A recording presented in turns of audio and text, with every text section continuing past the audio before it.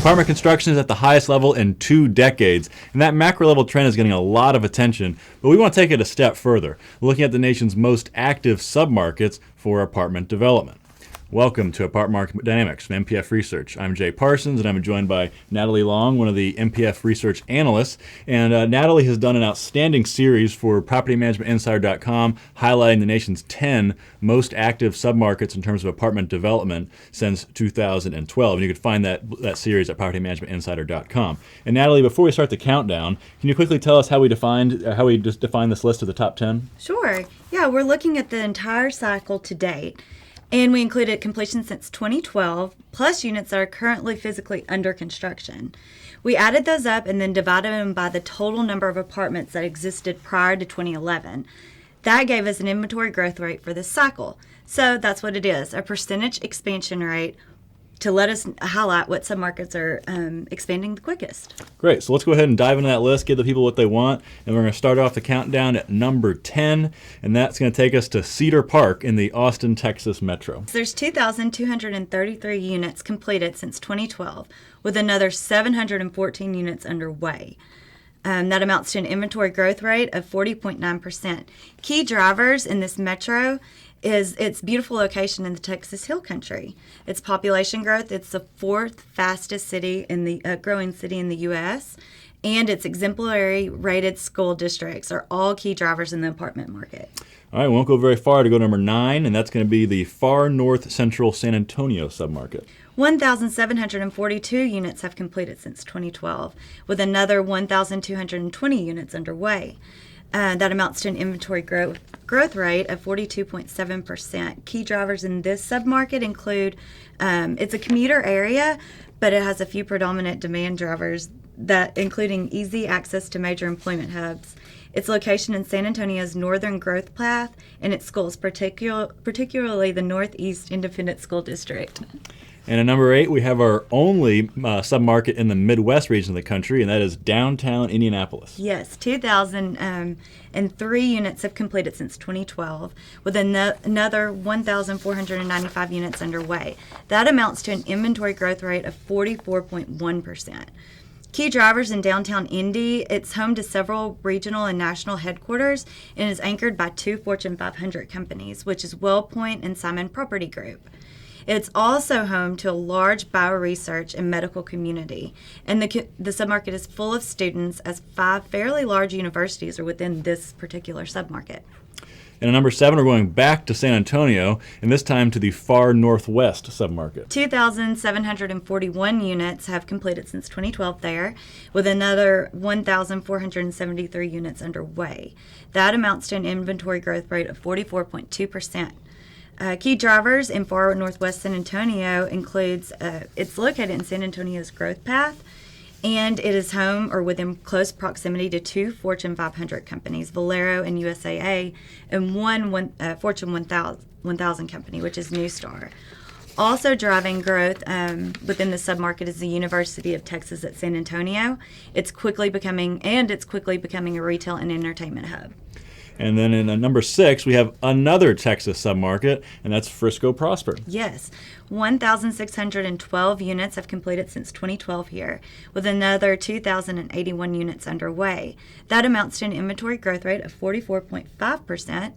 Key drivers in this submarket include it's clearly becoming an employment hub around the Highway 121 and Dallas North Tollway corridor, which has really driven apartment growth in this submarket. And down to the home stretch, the top 5. So in the number 5 position, we have Mooresville in the Charlotte, North Carolina metro area. Yes, 759 units have completed since 2012, with another 541 units underway. That amounts to an inventory growth rate of 44.8%. Mooresville is located within Charlotte's northbound growth path and is in the Triangle of Growth, an area that extends from Mooresville to Lincolnton, back through the Huntersville, Cornelius area to Canopolis and back up, where we're seeing lots of commercial and residential development.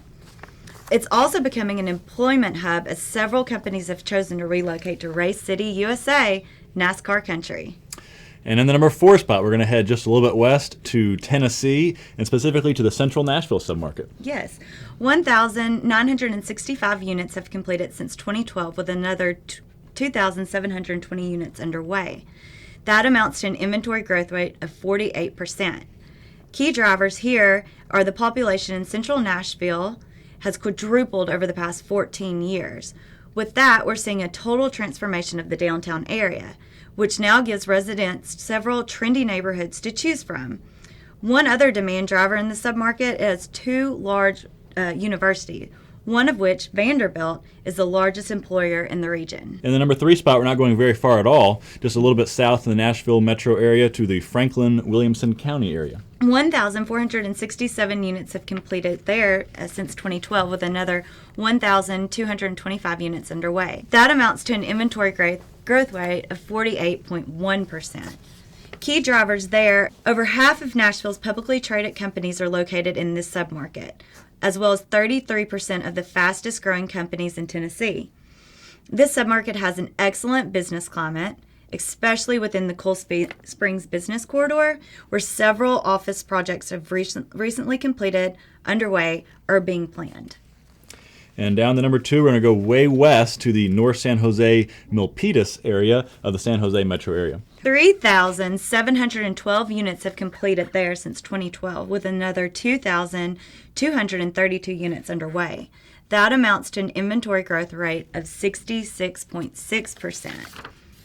A big and most predominant demand driver in this submarket is the North San Jose Area Development Policy, or the North San Jose Vision 2030. This is a huge initiative to make the North San Jose area a live, work, play destination.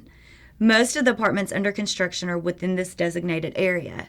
Furthermore, this area is booming because it's one of the few spots left to build in or around San Jose in the Silicon Valley.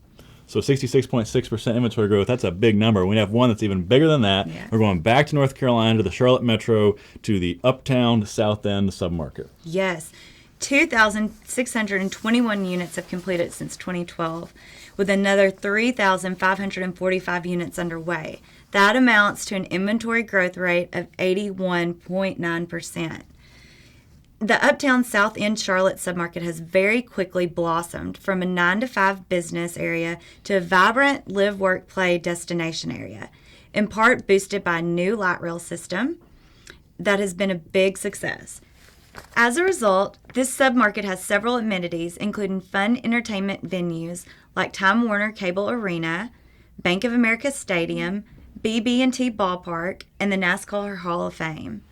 Retail and nightlife venues, such as the Epicenter, and all of that is leading to a lot of new apartments, particularly in the South End. So now that's a great list. One of the things that's really interesting is we heard a lot of suburban Sunbelt submarkets that traditionally you don't think of as being particularly strong. But one of the key things you mentioned is we see a lot of amenities and a lot of jobs, a lot of big employers. And that's what's driving a lot of these apartments. And so far we've seen in the cycle that these new apartments are leasing up very, very well, which is of course reflective of some of these demand drivers that you're mentioning. And that's going to wrap us up. So until next time, for Apartment Market Dynamics, for MPF Research, and for Natalie Long, I'm Jay Parsons. Thank you for watching.